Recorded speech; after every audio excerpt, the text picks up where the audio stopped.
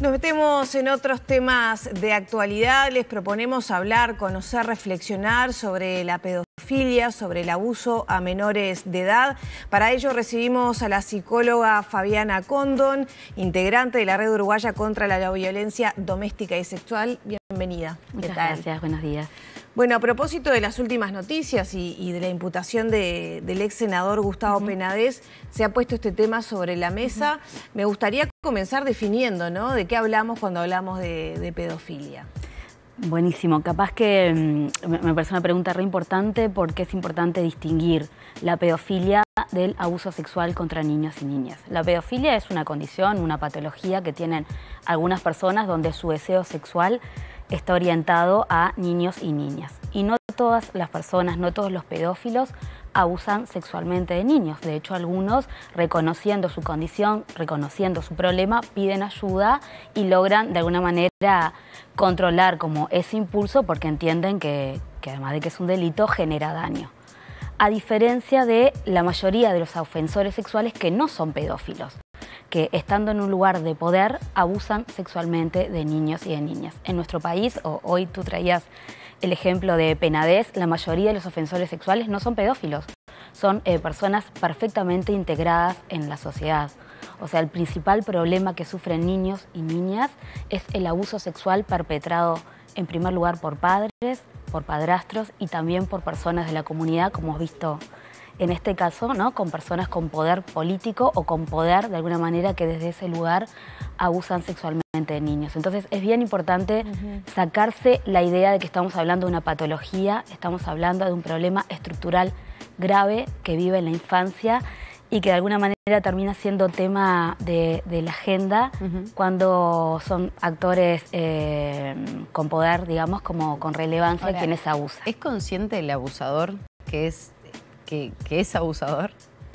El abusador es consciente que es abusador, por eso abusa en secreto y por eso cuando las víctimas se animan a pedir ayuda, lo que hacen es hacer lo que están haciendo muchos abusadores, ¿no? Mentir públicamente, hacer uso de su lugar como de poder para deslegitimar las voces y el pedido de ayuda de las víctimas.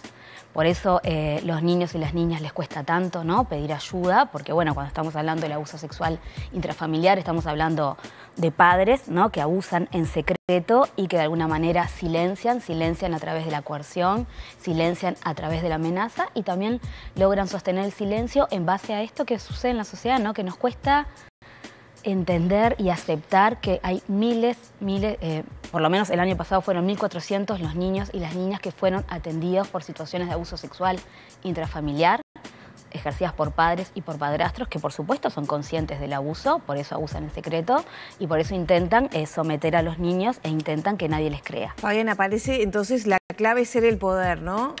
Como para ir abrochando conceptos, no pensar en lo que creo yo que tendemos a nivel social, decir, bueno, es un monstruo, es enfermo, tiene una patología, no me va, ¿no? O sea, está lejos de mí. Esta cuestión del poder puede está desparramada en todos los estamentos sociales. Ahora, de todas maneras, ese abusador tiene que encontrar erotización en un cuerpo infantil, cuando estamos hablando de niñas y niños, ¿no? ¿Qué pasa ahí? Porque todo bien lo del poder, pero digo, tiene que encontrar excitación sexual en un cuerpo que no desarrolló sus características sexuales secundarias, ¿no?, como se dice. Sí. Cuando hablamos del abuso hacia niños, si estamos pensando en padres, son personas que se erotizan en el vínculo con adultas también, ¿no?, porque son los padres biológicos, o sea, están perfectamente como integradas. Hay una erotización que tiene que ver con que existe el abuso, ¿no?, de poder, o sea, y es donde ahí se encuentra la gratificación, en someter a otros, ¿no? Pero por eso decía, si estamos hablando de padres biológicos, están en pareja también con personas como adultas, con mujeres y también tienen vínculos ahí. Y cuando hablamos de explotadores sexuales, muchos de los explotadores sexuales son padres de familia, son nuestros docentes, nuestros colegas a veces de las organizaciones sociales. Pensemos en la Operación Océano, ¿no? Hubo investigados colegas universitarios, grado 5, jueces, ¿no?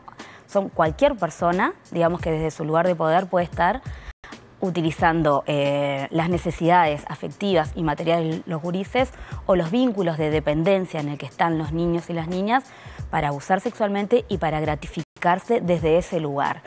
Y de alguna manera lo pueden hacer porque, bueno, cuentan con la connivencia social, cuentan con esto, ¿no? Con que cuando salta una situación siempre queremos como pensar que fue una sola situación, que fue excepcional, que es un enfermo mental y no que es un problema estructural de una sociedad que abusa del lugar de poder en relación a los niños y que deja a los niños, a las niñas y a los adolescentes muy solos, ¿no? Porque de este tema se habla muy poco. En este último tiempo creo que hemos puesto mucho el foco en el abusador, en el pedófilo, la persona que ejerce pedofilia. ¿Qué pasa con esos niños, niñas, adolescentes? ¿Cómo impacta transversalmente en su vida, ¿no? En su crecimiento, en su desarrollo cognitivo, en sus vínculos familiares, en sus vínculos sociales? ¿Qué pasa con esas personas? Y realmente es devastador para muchos niños y para las niñas, en especial cuando no logran ser protegidos, ¿no? Si estamos pensando que el abuso sexual lo sufren los chiquilines por parte de sus padres, imagínense, hay una psiquiatra argentina, Intevi, que ya habla que es como un balazo al aparato psíquico, ¿no? Lo devastador que es que un niño, en vez de ser cuidado por su papá, es abusado sexualmente por su papá. Entonces, lo primero sí, genera como muchísimo daño. Y las estrategias, digamos, de reparación de ese daño se dan cuando se logra proteger a los niños, cuando se logra creerles, en el caso de que hayan empezado a ser abusados, y cuando el sistema familiar y el sistema institucional responde de forma adecuada. Cosa que aún todavía no sucede en nuestra sociedad, ¿no? Hay adultos o adultas que se animan a relatar las situaciones de abuso sexual recién en la vida adulta o que se animan a decir que lo fueron diciendo a lo largo del tiempo y que en las familias no les creyeron, que en las instituciones no les creyeron. Por eso es tan importante creerles y de alguna manera cuestionarnos como sociedad qué estamos haciendo frente al problema, ¿no? Porque cuando se hacen públicas estas situaciones, vuelvo a insistir, ¿no? Queremos como creerle a los abusadores que lo que hacen es en general mentir para lograr zafar, digamos, como de la condena penal por sus delitos y seguir abusando. Que se puedan detectar de esos abusadores, algo que sea perceptible a simple vista o no. No, lamentablemente una no. mirada, ¿no? Porque capaz con el pedófilo puede pasar eso, una mirada distinta hacia un menor, pero ¿qué pasa con el abusador? ¿A qué tipo de detalles tenemos que estar atentos? El resto de la sociedad también para seguir informando de eso. Capaz que una de las cosas que sí tenemos que saber que una persona acusada de abuso sexual o de explotación sexual seguramente esté mintiendo y ese va a ser, ¿no? Para zafar, digamos, como de la condena, la mentira, la negación de los hechos o el intento de acusar, de silenciar de alguna manera a las víctimas poniendo la responsabilidad en yo no fui, ella me provocó, o bueno, por ejemplo en el caso de Penades, que me parece que ilustra como muy bien cómo funciona la dinámica de la violencia sexual, poniendo el foco en las víctimas, ¿no? Y acusándolas de difamación, por ejemplo. O sea, no asumiendo la responsabilidad. Eso es una conducta característica, entonces. Es una conducta característica de los abusadores sexuales. Recuerdan que cuando yo hace un tiempo también vine acá a este programa a hablar de la preocupación por lo que era la ley de corresponsabilidad, era porque estábamos tratando también de alertar a la población de que los ofensores sexuales en general lo que hacen es negar los hechos de violencia sexual. Y logran sostener la negación porque de alguna manera el sistema social y también muchas veces el sistema institucional prefiere creerle al mundo adulto, ¿no? Y silenciar las voces de los niños. Entonces lo que hacen en general los ofensores es eso. Lo que tenemos que poner, ¿dónde tenemos que poner la mirada para prevenir este problema? En primer lugar, seguir profundizando y reconocer que el problema de la violencia sexual contra los niños existe, que el abuso sexual intrafamiliar existe, que genera mucho daño y mucho sufrimiento en los niños, que tenemos que mejorar las respuestas de prevención en las instituciones educativas, por ejemplo, hablando no solo de educación sexual, sino hablando de estos temas, que la mejor forma de proteger a los niños es que cuenten con personas adultas de su confianza, que les crean y que les acompañen, que si pensamos que la violencia sexual sucede en las casas, bueno, necesitan que otras personas del mundo adulto también estén disponibles, la familia ampliada, también los vecinos, las vecinas y también las instituciones educativas tienen que estar preparadas para hablar de estos temas, para detectar a tiempo estas situaciones. Y en la explotación sexual hay indicadores claros, lo vemos porque las personas lo ven en el espacio público, ven los explotadores sexuales que van a los parques, que van a las plazas y que levantan gurises y gurisas. Claro, bueno, ahí yo te quería traer a ese tema, ¿no? Cuando la frontera es más borrosa, por lo menos para visualizar por parte de la sociedad, cuando ya son quizá menores de edad, pero ya más grandes, y quizá esa es su vía de supervivencia, ¿no? Ofrecen esos servicios. ¿Por qué ahí estamos hablando? Está bueno repasar, ¿por qué ahí estamos hablando igual de abuso? Porque estamos hablando de menores de 18 años y son personas que tienen derecho a protección especial, son gurises en desarrollo, pensemos en cualquier adolescente, ¿no? Ningún adolescente está consintiendo estar en un vínculo de imposición sexual por parte como de un adulto, y los explotadores sexuales saben perfectamente que están cometiendo un delito y que generan daño. Por eso lo hacen en secreto, por eso guardan las pruebas, por eso no reconocen cuando son investigados por estos delitos. Y los chiquilines que están en una plaza o en un parque, aún aunque ellos digan ofreciéndose, son víctimas de una serie de vulneraciones de derechos que los ponen en una situación de extrema exposición. Entonces, cualquier adulto que se aproveche de las necesidades de ese niño y de esa niña, además de que es un explotador, es un abusador sexual, está abusando de las necesidades de los niños.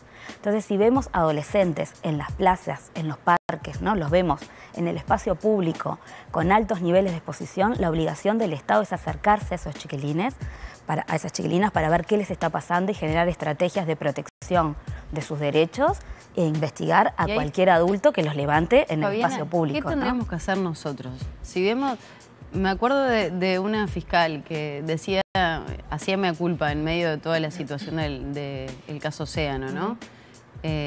Decía, yo también soy responsable, porque yo también vi a esas chiquilinas hacer las esquinas intentando prostituirse y no hice nada. ¿Qué tenemos que hacer como sociedad? ¿Cómo tenemos que actuar? ¿A la policía tenemos que llamar? ¿Tenemos que advertir a quién? Para que pueda colaborar con esas personas. Está muy bien, se pueden hacer. Si sabemos quiénes son los chiquilines, podemos acercarnos a sus espacios como de referencia para decir, estoy viendo a fulano, ¿no? O a tal chiquilina en tal espacio, me preocupa su situación, para que los equipos o las personas de referencia, bueno, encuentren como en un vínculo como de confianza la forma de ayudarle. Después también podemos denunciar al 0800 50 50, que es la línea azul de INAU, decir, estamos viendo en tal lugar público adolescentes en situación de alto riesgo, y también sacar fotos, por ejemplo, como de autos, y pasar la información de aquellas, por ejemplo, matrículas de autos, cuando vemos que hay personas adultas que levantan adolescentes en el espacio público, ¿no? Y sobre todo como sociedad tenemos que empezar a condenar también socialmente a los explotadores sexuales. No podemos seguir naturalizando el abuso sexual de adolescentes. Claro, porque el argumento muchas veces es, se querían prostituir y bueno, ¿qué le vas a hacer? Claro, ¿no? ningún adolescente se quiere prostituir, ¿no? O sea, pensemos que los y las adolescentes, pensemos en los chiquilines que queremos nosotros, tienen derecho a ser cuidados, tienen derecho a ser protegidos, tienen derecho a tener casa, ¿no? A tener comida, al esparcimiento, a la educación. Sí, muchas veces está también sobre la mesa, y sobre todo cuando las denuncias son diferidas en el tiempo, de tener el objetivo de tener algún provecho de denunciar a alguien que tiene más poder o más dinero, etcétera, y arruinarle la reputación, digamos, ¿no? Sí, esa es parte, primero, de las estrategias que utilizan los abusadores, y que de alguna manera, en esto que podemos hacer, tenemos que mirarnos como sociedad. No podemos seguir aliándonos con el discurso de los ofensores sexuales. Tenemos que asumir como sociedad, digamos, y como comunidad, el compromiso de proteger a la infancia, de reconocer que hay adolescentes que están muy solos, que vienen de largas historias como de violencia, ¿no? Muchas veces adolescentes que vienen de historias como de maltrato, de abuso sexual, de explotación sexual también en sus entornos como familiares, y que bueno, que como comunidad tenemos que pensar qué hacemos con esos adolescentes, generar como espacios como de ayuda y no estar estigmatizando a las víctimas, ¿no? Tenemos que poner el foco en la responsabilidad de los adultos, en apostar a que seamos cada vez más los adultos que están dispuestos y disponibles para prestar ayuda si un adolescente necesita algo. Entonces, si un adolescente necesita un plato de comida, capaz que como vecinos acercar un plato de comida. Si un adolescente necesita un lugar donde vivir, bueno, ver cómo podemos como, ¿no?, apostar a ayudar a los chiquilines que están necesitando eso, pero cuestionar a los adultos que desde su lugar de poder, por ejemplo, hemos visto adolescentes de 14 años viviendo con adultos de 61. Ese es un adulto, un explotador sexual, una persona que desde su lugar de poder abusa de esas necesidades. Sí, sin duda. ¿Qué pasa con los hombres, no? Porque normalmente la gran mayoría de los abusadores son hombres, ¿no? Son los que encuentran esa satisfacción en ese ejercicio que vos describías de abusivo del poder. ¿Qué pasa ahí con los varones? Sí, por eso tenemos que seguir hablando en esto de qué pasa con los varones. No es con todos los varones, ¿no? Pero sí es un problema que no, y tampoco todas las mujeres están libres ni con todas las mujeres, pero sí es un problema claramente estructural. Tiene que ver con la violencia de género, tiene que ver con los roles de género. Tenemos que seguir de alguna manera trabajando por construir masculinidades, digamos, no hegemónicas, ¿no? Como masculinidades que respeten en los vínculos con las mujeres, interpelar la idea del deseo irrefrenable como de los varones, ¿no? Trabajar más todo lo que tiene que ver con el consentimiento como en los vínculos, problematizar y que los varones también generen alianzas con otros varones, pero alianzas saludables para cuestionar cualquier discurso y práctica que naturalice la violencia sexual. Yo siempre digo, bueno, en esto de los grupos de WhatsApp, veo la cantidad de compañeros acá varones, ¿no? Los grupos de WhatsApp entre varones, ¿no? Cuando circulan imágenes, fotos o videos, ¿no? Que cosifican a las mujeres, son el tipo de prácticas que hay que empezar a cuestionar, ¿no? Cuestionar todo lo que tiene que ver con el acoso callejero, la idea de ella me provocó, porque ella está vestida así, está provocando. Son el tipo de ideas, de alguna manera, que tienen que ver con la masculinidad hegemónica, que sostienen prácticas de violencia sexual y que sostienen de alguna manera la idea de justificar la violencia sexual. Entonces, son las cosas que tenemos que seguir haciendo, Fabiana, tenemos que seguir trabajando esto. ¿Puede revertirse la condición de abusador de estas personas?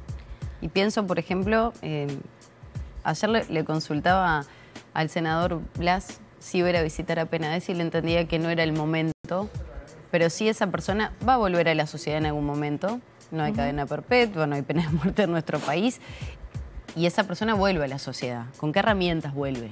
Hay que dejarlo solo, hay que aislarlo, hay que capacitarlo, hay que hacerle entender que lo que hizo está mal. ¿Qué pasa con eso también? Porque nos quedamos en esa, ¿no? Bueno, la cárcel es lo peor del mundo. ¿Qué pasa después? El pronóstico de los abusadores sexuales en general es muy malo, ¿no? En general vuelven como a reincidir en sus conductas. ¿Pero tienen las herramientas hoy? ¿El Estado proporciona en eso? Uruguay, ¿El acompañamiento? Que yo conozca, no existen espacios de tratamiento de los ofensores sexuales.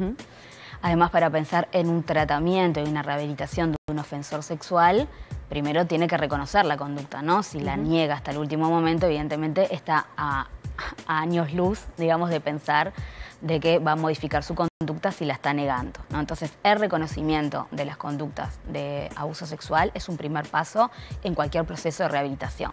De todos modos, acá no, pero en otros países existen intervenciones con ofensores sexuales y se señala claramente que el pronóstico suele ser muy malo, que tienden a reincidir.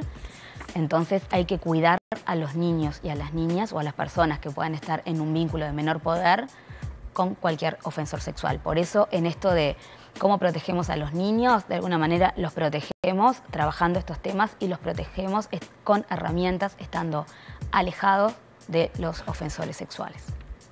Fabiana,